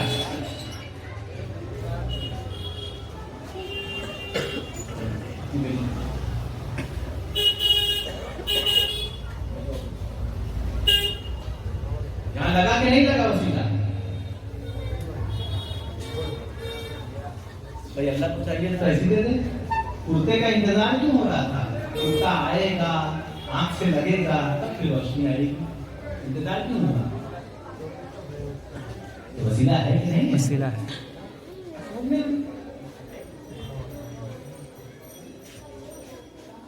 اب جو باہر لوگ کھڑے ہیں میں ان سے ایک بات کرتا ہوں, میرا انداز جو ہے وہ چلانے والا نہیں ہے. میں ایسی بات کرتا ہوں, چلاؤ اور اسٹانڈ مائک اٹھا کر گھر لے کے چلے جاؤ, وہ سب نہیں. سمجھا کے بات کرو, آگے بڑھا جائے. اتنی بات کہی میں نے, وہ وسیلہ میرا موضوع نہیں تھا, میں نے جسٹ سمجھانے کے لیے آپ کو کہا. اگر آپ کہیے گا تو ایک تقریب پوری وسیلے پر رکھ دوں گا کہ وسیلہ ہے کیا. اور وسیلہ صرف جو ہم سے پہلے ان کا نہیں, بلکہ جو موجود ہے زندہ ان کا بھی دیا جا سکتا ہے. کوئی بزرگ اگر چلا گیا ہے تو صرف اس کا وسیلہ نہیں, بلکہ اس کی مسند پہ ابھی جو بیٹھا ہوا ہے اس کا بھی وسیلہ چل سکتا ہے. میں نے آپ کے سامنے قرآن پاک کی کئی آیتیں پیش کر دی, اس سے یہ ثابت ہوتا ہے کہ ان صالحین بندوں کا ذکر کرنا ہی اللہ کا ذکر ہے۔ میں نے آپ کے سامنے ایک بات اور عرض کی کہ فَاذْكُرُونِی أَذْكُرْکُم، تم میرا ذکر کرو میں تیرا ذکر، میں تمہارا ذکر کروں گا۔ کیسے ہو سکتا ہے یہ؟ ہاں کیسے ہو سکتا ہے؟ اچھا اللہ ذکر کرے گا آپ کو کیسے معلوم پڑے گا بتائیے؟ کسی نے اللہ کو دیکھا ہے؟ اللہ تو آپ کو خود فرماتا نا فَاذْكُرُونِی أَذْكُرْکُم، تم میرا ذکر کرو میں تمہارا ذکر کروں گا۔ اللہ اپنے بندوں کا ذکر کرے گا، یہ ہم کو کیسے معلوم پڑے گا کہ وہ کب کر رہا ہے؟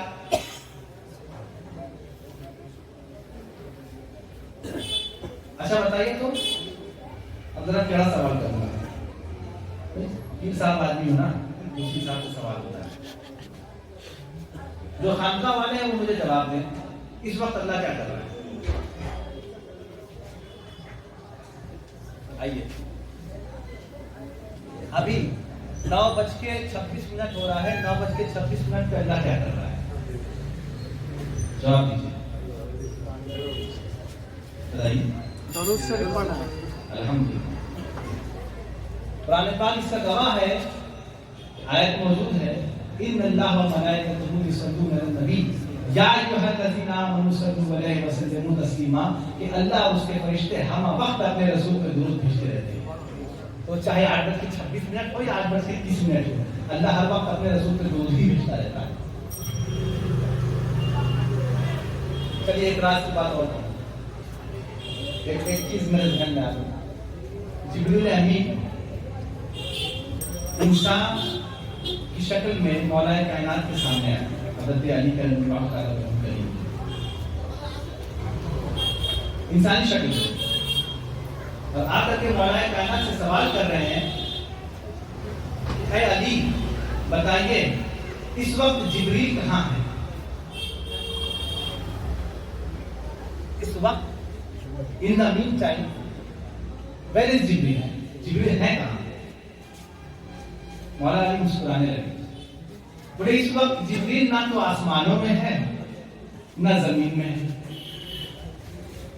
اس وقت جبریل نہ تو آسمانوں میں ہے نہ زمین میں ہے، نہ شمال میں ہے نہ مشرق میں ہے نہ مغرب میں ہے نہ جنوب میں ہے۔ شمال جنوب سمجھے نہیں، پورا پشچم اتر دکشن، یہ چار صرف ہے نا، فارسی میں شمال جنوب اور مشرق و مغرب وہ کہتے ہیں۔ اس وقت جبریل نہ تو آسمانوں میں ہے نہ زمین میں ہے، نہ شمال میں نہ جنوب میں نہ شرق میں نہ غرب میں۔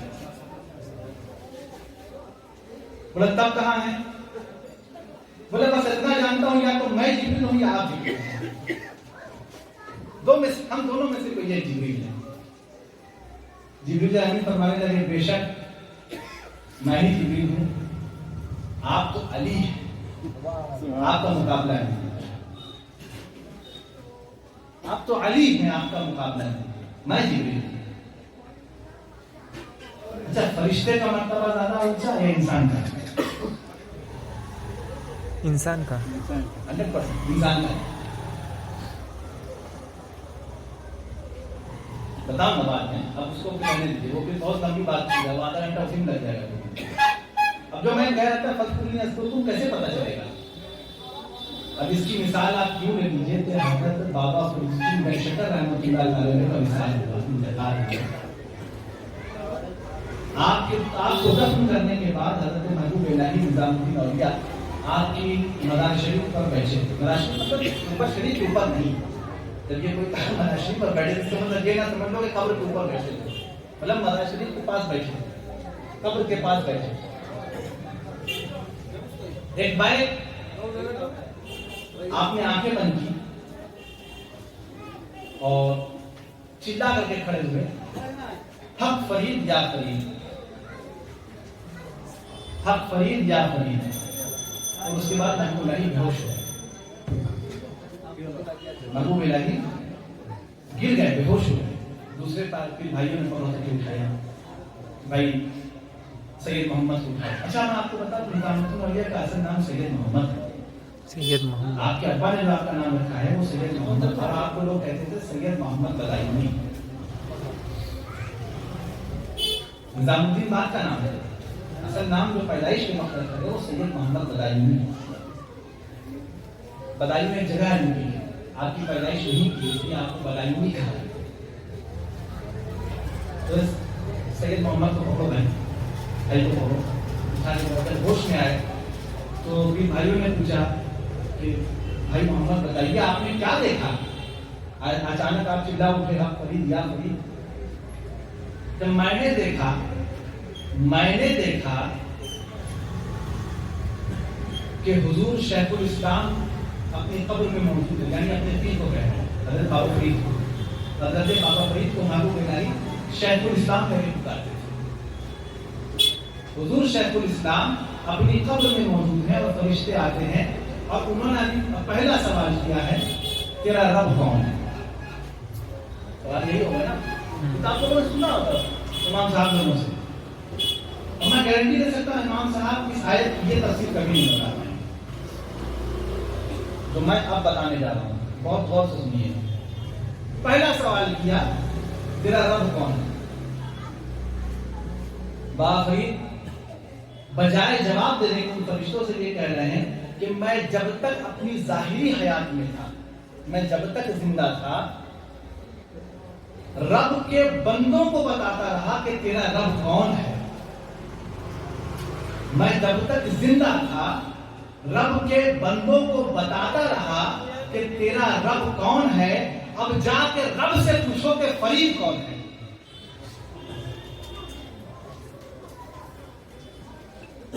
जाके रब से पूछो कि फरीद कौन है। रावी लिखता है, हज़रत महबूब फरमाते हैं कि उतनी देर में हातिफ गैबी से, यानी एक आसमान की तरफ से एक सदा आती है कि छोड़ दो ये फरीद है, छोड़ दो ये फरीद है। और आसमान पर लिख उठता है कि हक फरीद या फरीद, हक फरीद या फरीद। ये है फज़कुरूनी यज़कुरुकुम। हम जिंदगी भर जिन औलिया का जिक्र करते हैं, ये औलिया जिंदगी भर उस रब्बे कायनात का जिक्र करते हैं जिनके उसमें आप मौजूद हैं। ये हबीबुर रहमान रहमतुल्लाह अलैह जिंदगी भर अल्लाह अल्लाह करते रह गए। आज अल्लाह बंदों से रहमान रहमान करा रहा है। सुभान अल्लाह, सुभान अल्लाह।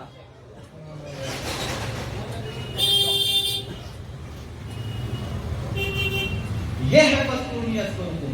तुम मेरा जिक्र करो, मैं तुम्हारा जिक्र करूंगा। अल्लाह खुद नहीं उतरेगा, बंदों से अपने बंदे का जिक्र कराएगा। सुभान अल्लाह, सुभान अल्लाह। ये है फज़कुरूनी यज़कुरुकुम।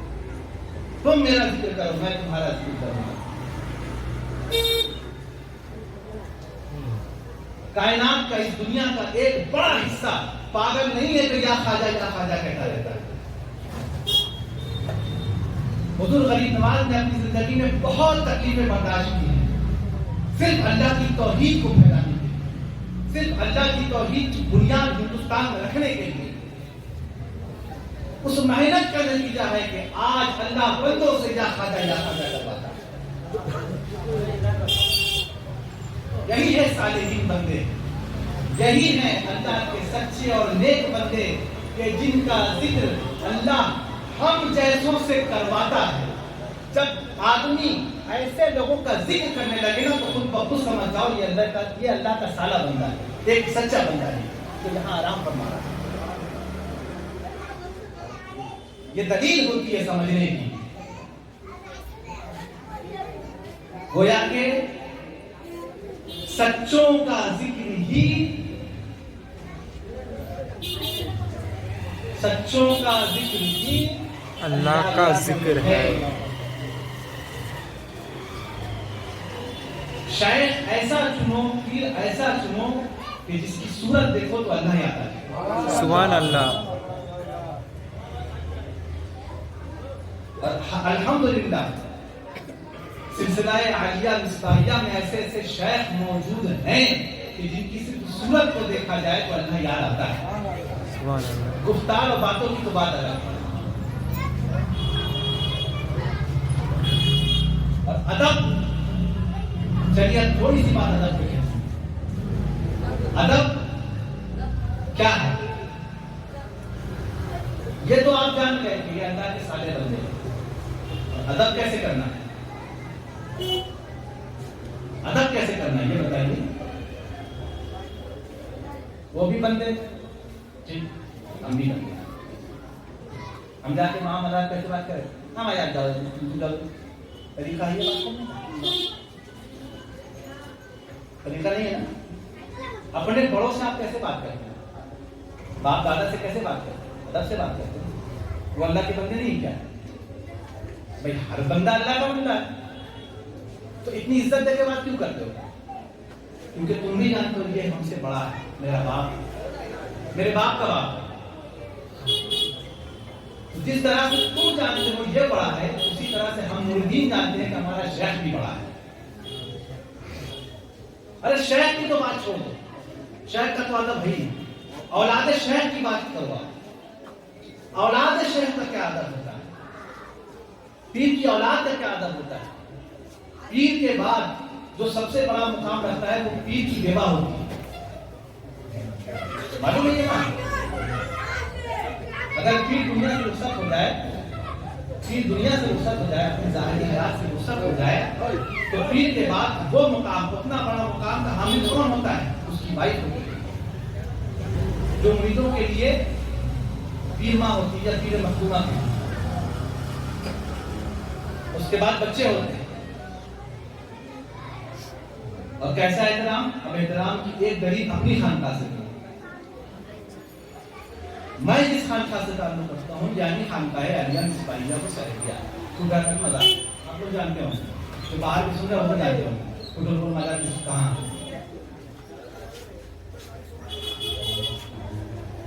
حضرت مصباح الدین احمد محدث رحمۃ اللہ تعالی علیہ کے پیر و مرشد سلسلہ نقشبندیہ میں, قادریہ چشتیہ سہروردیہ کی بات نہیں, نقشبندیہ شجرے میں آپ کے پیر ہیں حضرت مولانا شاہ نیاز احمد فیض آبادی رحمۃ اللہ. حضرت مولانا شاہ نیاز احمد فیض آبادی رحمۃ اللہ. ان کا مزار فیض آباد سبزی منڈی میں. نیاز بابا وہاں لوگ, آپ فیض آباد جائیں گے سبزی منڈی, سبزی منڈی سمجھتے ہیں, سبزی بازار, آپ کہیں نیاز بابا کے مزار جائیں, کوئی بھی آپ کو بتا دے. سلسلہ نقشبندیہ کا شجرہ آپ اگر ہمارا شجرہ اٹھائیں گے اس میں ہمارے جو دادا پیر ہیں یعنی حضرت شاہ مصباح الدین احمد محدث رحمۃ اللہ علیہ, آپ کے پیر سلسلہ نقشبندیہ میں حضرت مولانا شاہ نیاز احمد فیض آبادی رحمۃ اللہ علیہ, اور ان کے پیر حضرت مولانا شاہ فضل الرحمہ گنج مراد آبادی رحمۃ اللہ علیہ. گنج مراد آباد ضلع اناؤ یوپی. اب ایک وقت کا واقعہ ہے کہ حضرت مولانا شاہ فضل احمد گنج مراد آبادی رحمۃ اللہ علیہ کے جو سجادہ نشین تھے تو ہمارے گھر تشریف لائے. میرے پردادا یعنی حضرت شاہ مصباح الدین محدث رحمۃ اللہ علیہ لوٹا لے کر کے آپ کو وضو کرا رہے, جیسے غلام کھڑا رہتا نا, غلام کی طرح کھڑے تو لوٹا لے کر وضو کروا رہے. تو جو مریدین تھے انہوں نے کہا حضرت آپ کو تکلیف کر رہے ہیں, یہ لوٹا مجھے دے دیجیے, میں وضو کروا دیتا ہوں. تو خاموش کھڑے رہو, میں ان کو وضو نہیں کرا رہا ہوں, میں مولانا شاہ فضل الرحمہ کو وضو کرا رہا ہوں. بھائی وہ فضل الرحمہ گنج مراد آبادی تو نہیں ہے, وہاں کے سجادہ ہیں, لیکن احترام کیا ہے جو ایک شیخ کے ساتھ ہونا چاہیے. تو شیخ کی اولاد کا احترام کیسا ہونا چاہیے؟ تو شیخ کے ساتھ ہونا چاہیے. اگر کوئی یہ بات کاٹ دے اور کہے کہ بھائی پیر کا احترام کرو اور پیر کی اولاد کا احترام مت کرو, تو اس سے کہو سب سے پہلے تم درود شریف پہ یہ پڑھنا چھوڑ دو, اللہم صلی علی محمد وعلی آل محمد پہ درود بھیجو, آل پہ کیوں بھیجتے ہو؟ اگر آل اولاد کا احترام نہیں ہے تو پھر آل پہ درود کیوں بھیجتے ہو؟ اب تم نماز میں پڑھ دو بغیر آل کے, تمہاری نماز ہوگی کہ نہیں تمہیں خود ہی پتہ چل جائے گا. تو جیسے شیخ کا احترام ویسے آپ کی آل کا احترام, یہ ضروری ہے. حالت تو یہ ہے آج کل, میرے ساتھ بھی ہو چکا ہے, دوسرے کی بات کیا ہے, میرے ساتھ تو ایسا ہوتا ہے. ہاتھ چومنے آ رہے لوگ, ہاتھ چومنے, وہ بندہ خود نہیں جھک رہا، میرا ہاتھ ایسے کھینچ رہا ہے.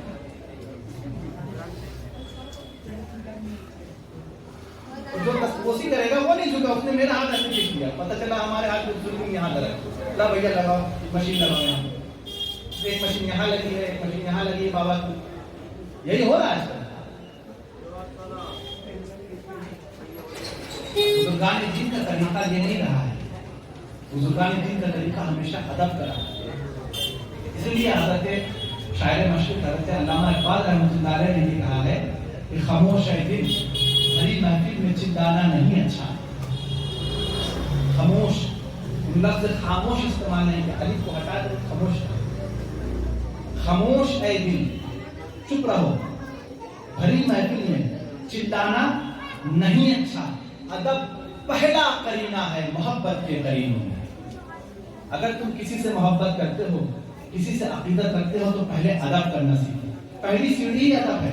تم پہلی سیڑھی پہ نہیں چڑھتے اور چوتھی سیڑھی کی بات کرتے ہو، فنا باللہ فنا فی الشیخ کی بات کرتے ہو. فنا باللہ فنا فی رسول کی پہلے فنا فی الشیخ تو ہو جا، پھر فنا باللہ پہ جائے گا. خاموش ہے دل بھری محفل میں چندانا نہیں اچھا. ادب پہلا قرینہ ہے محبت کے قرینوں میں. اور آگے لکھتے ہیں کہ نہ پوچھ ان خرقہ پوشوں کی، نہ پوچھ ان خرقہ پوشوں کی ارادت، نہ پوچھ ان خرقہ پوشوں کی ارادت ہو تو دیکھ ان کو. ان خرقہ پوشوں کے بارے میں زیادہ مت پوچھو. اگر تمہارے پاس وہ ایسی دیکھنے والی آنکھ ہے تو خود سے دیکھ لو. کیا نہ پوچھ ان خرقہ پوشوں کی ارادت ہو تو دیکھ ان کو. ید بیضا اللہ کی بجلی، ید بیضا یہ بیٹھے ہیں اپنی آستینوں میں.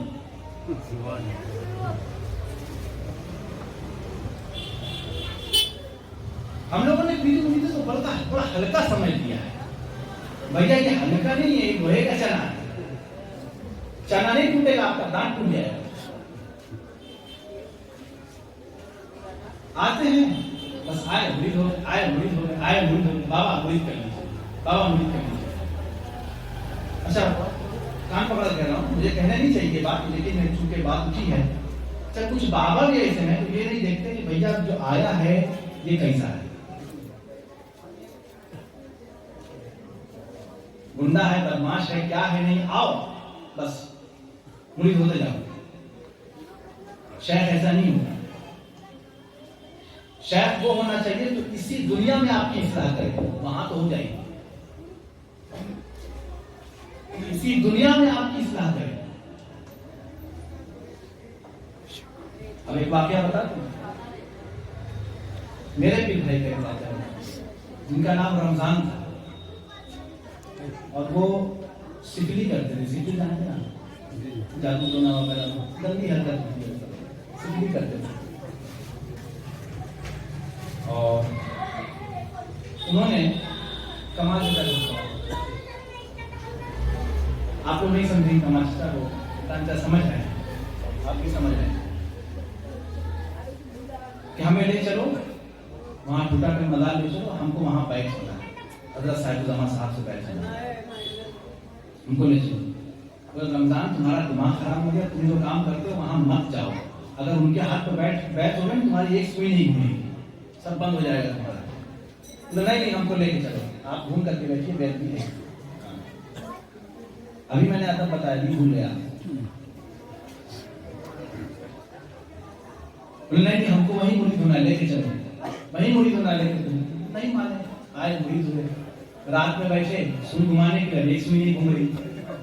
بیچارے بڑے پریشان کہ ہماری سوئی نہیں گھوم رہی. 2:30 بجے رات میں پھر حاضر. کمال ہم کو حضرت کے پاس لے چلو، حضرت کے پاس لے چلو. کمال کہیں کہ تمہارا دماغ خراب ہے، 2:30 بجے رات میں حضرت کیا؟ حضرت اپنے کمرے میں ابھی کہاں لے کر کے گئے تم کو؟ سویرے آنا، سویرے تم کو لے کر کے گئے. سویرے 6 بجے پھر حاضر. کمال چلو. اچھا بھائی چلو. گئے، بیٹھے. کیا بات ہے حضرت ان کا ایسا ایسا مسئلہ ہے. اب وہ جو تھے رمضان میاں، وہ پیر پکڑ کے رونے لگے کہ حضرت وہی تو میری روزی روٹی ہے، ہم کھائیں گے کیا؟ میرے بچے تو بھوکے مر جائیں گے، میرے سوئی نہیں گھوم رہی، بہت روئے۔ حضرت نے ان سے وعدہ کیا ٹھیک ہے جاؤ آج رات سے تمہاری سوئی پی سے دوں گی، آج رات سے تمہاری سوئی پی سے دوں گی، لیکن ایک وعدہ کرو، کسی کا کوئی بھی اگر کلمہ وہ ہے یعنی لا الہ الا اللہ محمد رسول اللہ پڑھنے والا ہے تو اس کا نقصان نہیں کرو، اس کا نقصان نہیں کرو،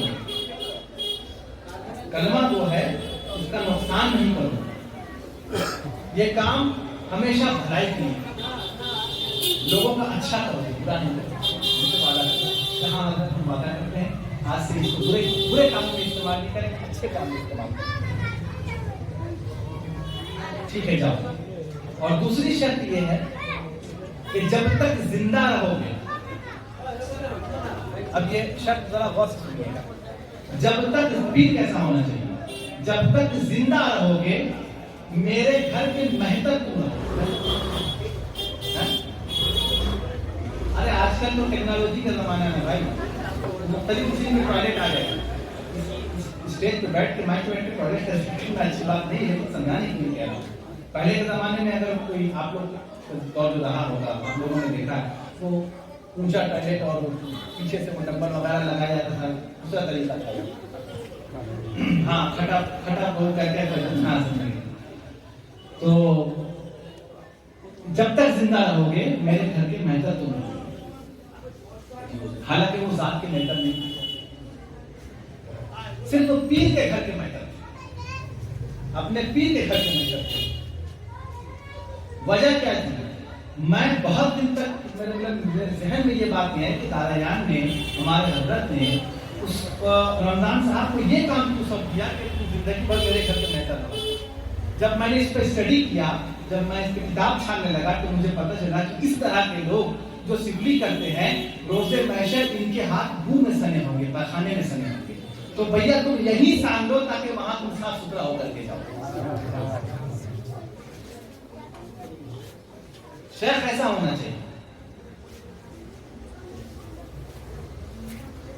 حضرت شاہ مصباح الدین محدث رحمۃ اللہ علیہ کے لیے ایک مرید تھے جن کا نام حافظ سلیمان تھا۔ آپ جن کے عرس میں بیٹھے ہیں ان کے بھی بھائی کا ذکر کر رہا ہوں، آپ جن کے عرس میں یہاں بیٹھے ہیں جن کے یہ مزار ہے ان کے بھی بھائی کا ذکر کر رہا ہوں۔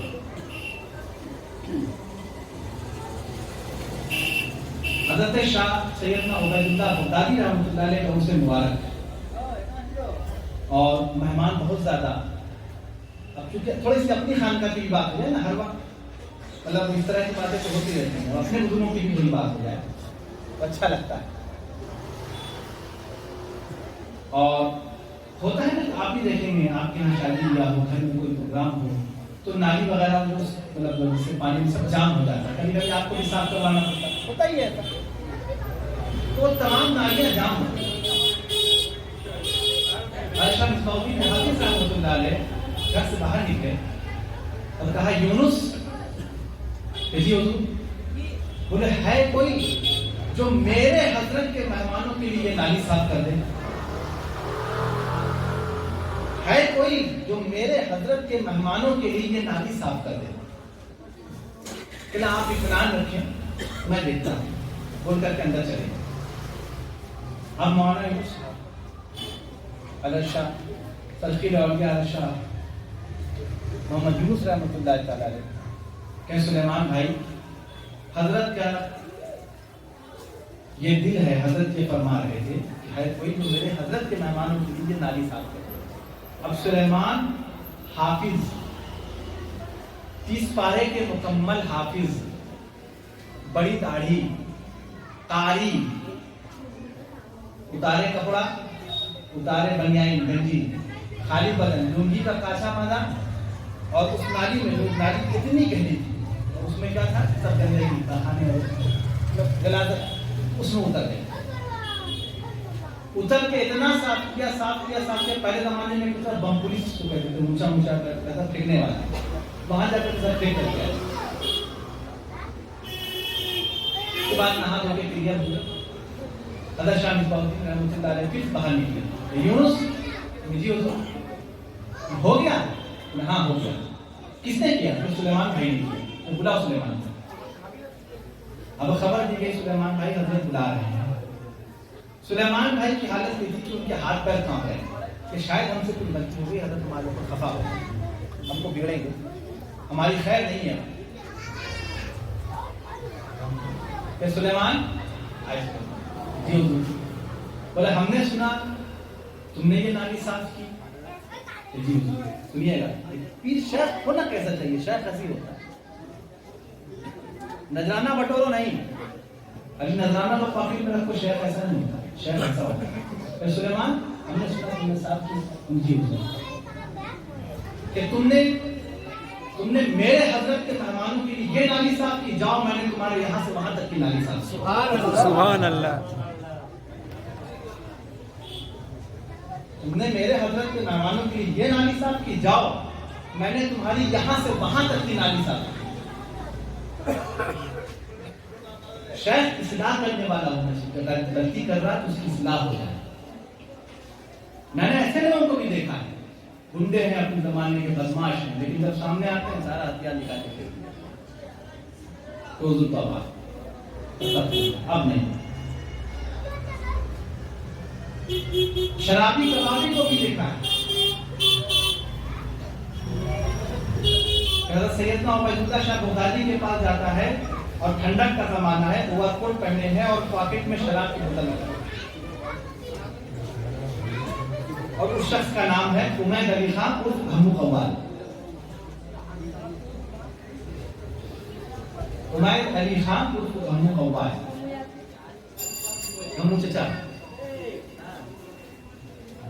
گئے مدائی صاحب سے ہاتھ ملائی تو مسافہ ہوا. مدائی صاحب نے ہاتھ ایسے پکڑ لیا, پکڑ کہتے ہیں ہاں دیکھ رہے ہیں, ہاں گھی کا لڈو چڑھائی سی. ہاں گھی کا لڈو, گھی کا لڈو بول نہیں ٹیڑھائی صحیح لیکن ہے تو گھی کا. کتنی دیر آپ کریں گے؟ 10 بجے آئیں. ہاں گھی کا لڈو ٹیڑھائی صحیح ہے تو گھی کا. اتنا سننا تھا کمو چچا کے آنکھ سے آنسو نکل گئے. بہت ہو رہے, باہر کے تمام بوتلیں جتنی تھی سب بوتل سب نکال لی. آج سے بابا اب نہیں. حضور بیٹھ کر لیجیے. اب تمہارا حصہ میرے پاس نہیں, اس کا وہ نہیں پاتا. جا کے وہاں بیٹھو. تمہارا حصہ میرے پاس نہیں, جاؤ اس کا وہ نہیں پاتا. گویا کہنے کا مقصد یہ تھا کہ پیر کیسا ہونا چاہیے, صالحین بندے ہوتے کیسے. جو میرا آج کا موضوع تھا وہ میں نے آج کلیئر کیا قرآن شریف کے ذریعے. اور ان کے پاس طاقت کتنی ہوتی ہے, ایک حدیث اس کے بعد بات کا اختتام. حدیث کیا؟ حضرت ابو امامہ فرماتے ہیں, حدیث شریف سنیے. حضرت ابو امامہ رضی اللہ تعالیٰ عنہ فرماتے ہیں کہ نبی کریم صلی اللہ علیہ وسلم نے فرماتے تو میں نے سنا, میں نے خود نبی کریم کو فرماتے ہوئے سنا کہ نبی صلی اللہ علیہ وسلم فرما رہے ہیں کہ میرے رب نے مجھ سے وعدہ فرمایا. عقائد عالم کہتے ہیں کہ میرے رب نے مجھ سے وعدہ فرمایا ہے کہ میری امت میں سے 70,000 کتنے 70,000 بس اس بات کا اختتام کروں گا. 70,000 لوگوں کو جنت میں داخل کیا جائے گا بنا حساب و کتاب کے. ان کا کوئی حساب کتاب نہیں. کتنے 70,000. کون فرما رہا ہے؟ ابو امامہ. کیا کہتے ہیں؟ میں نے خود رسول سے سنا. رسول فرما رہے ہیں کہ میرے رب نے یعنی اللہ رب العزت نے مجھ سے وعدہ کیا ہے کہ میری امت میں ایسے لوگ ہوں گے ان کی تعداد 70,000 ہوگی, 70,000 جن کو بنا حساب کتاب کے جنت میں داخل کیا جائے گا. اور ان کی نشانی یہ ہوگی کہ روز قیامت ان کے چہرے نور کی طرح چمکتے ہوں گے.